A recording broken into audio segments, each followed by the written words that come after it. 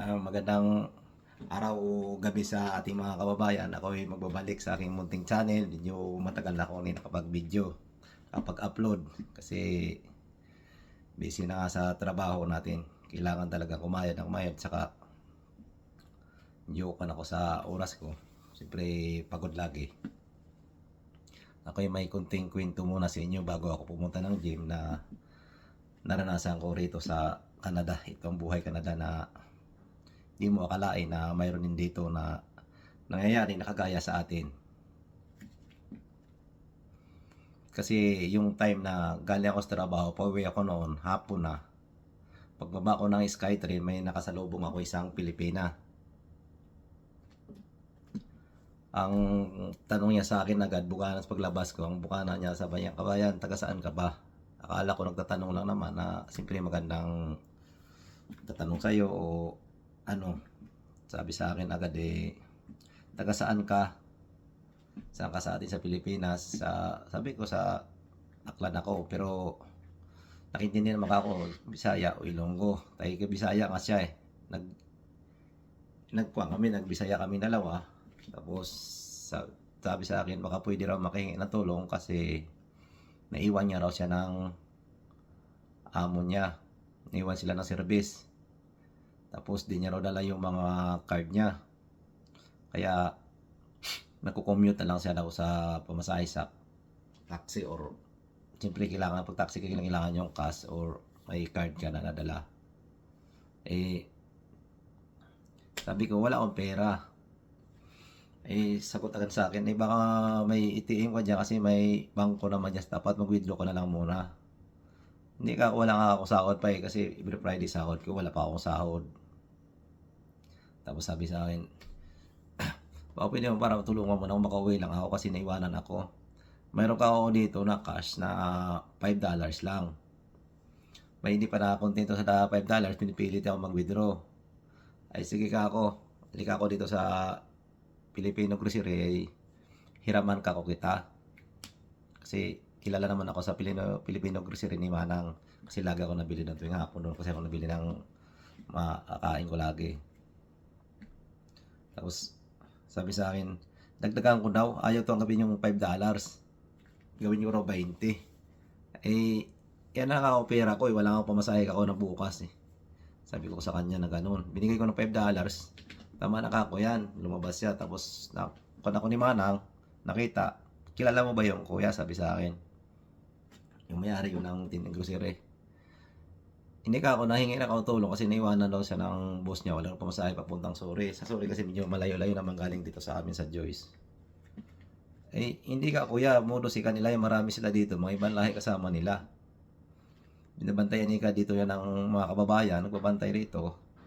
Tapos, manghihingi.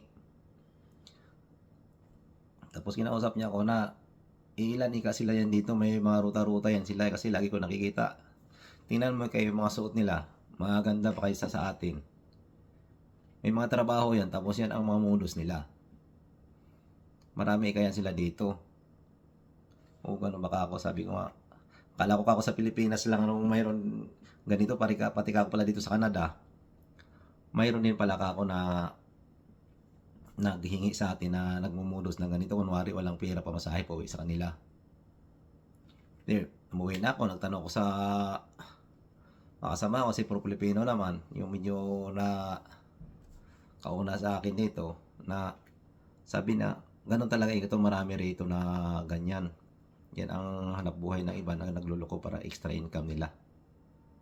Pero kung saan, pangit talaga. Kasi kapwa mo Pilipino, tataluhin mo pa wala na tayo sa Pilipinas Makalipas naman siguro mga ilang linggo lang, nakita ko naman siya. Akala siguro di ko lang mukha niya rin siguro ako. Tumalikod siya di siya nang hingi sa akin. Siyempre nakahingi na sa akin ng una Tumalikod na lang siya. Totoo ako sa isip ko naman doon ako totoo yung sinasabi ni Manang sa akin na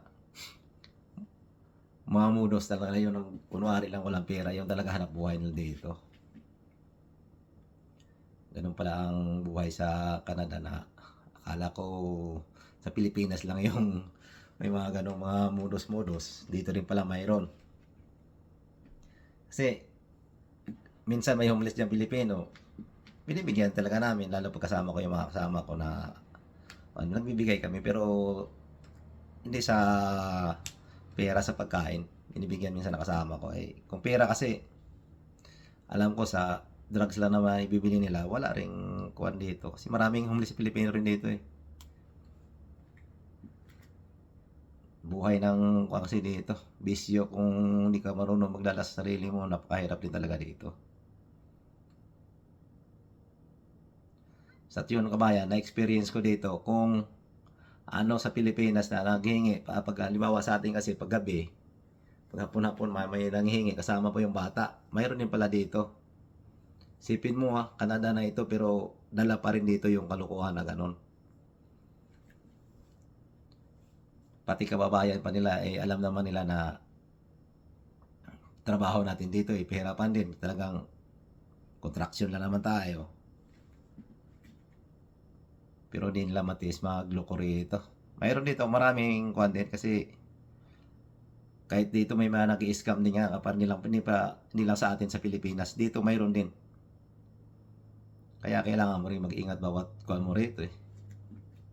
So sa loko-loko marami rin dito. Kaya nga ako dito takot ako pag madaling araw ko napasok, nakakatakot din kasi malayo pa nilalakad ko ipapunta sa terminal ng bus. Eh pag ilang kuwan pa naman, na ilang stop lang naman, nilakad nyo lang kayo, mag-antay pa kung anong oras bumabot yung bus galing dito sa amin. Nilakad nyo lang kasi nag-express ako eh. Saka malapit lang na may trabaho ko rito, yun nga lang. Dadaanan ko kasi doon sa may site ko sa malapit sa Science World, maraming tambay na adik doon. Homeless area kasi yun eh.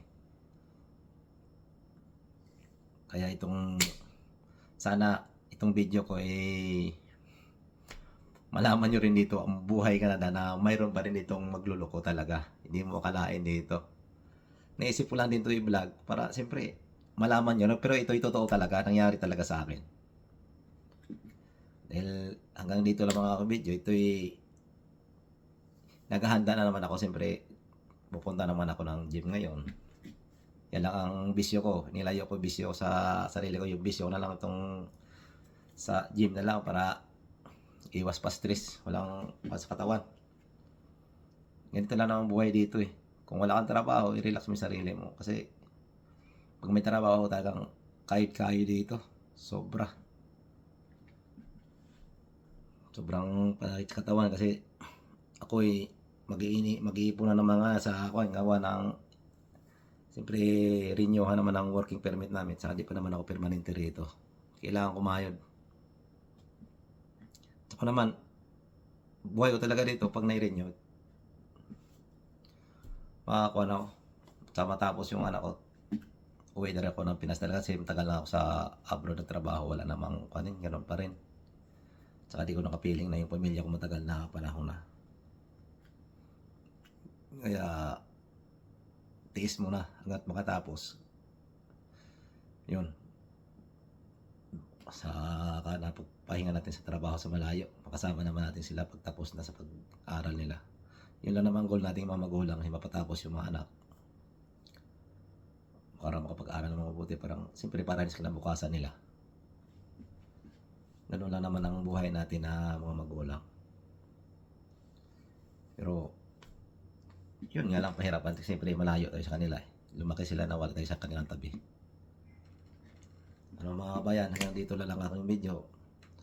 Maranasan nyo rin siguro kung dito na kayo o kung sino mang taga rito. Naranasan talaga nila kasi ganun ang buhay rito eh.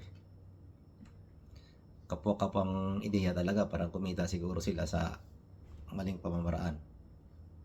Ganun lang naman dito. Ay ako, pag sa tama, yun lang ako sa ako siyempre. Kung ano mo, akalain nga yung totoo ba talaga siya o hindi kasi hindi mo na siya kilala eh. Sa Pilipino at saka sa lugar na to, akala ko wala na ganun dito. Sige kabayan, Merry Christmas na Happy New Year advance na lang sa lahat ng kababayan ko.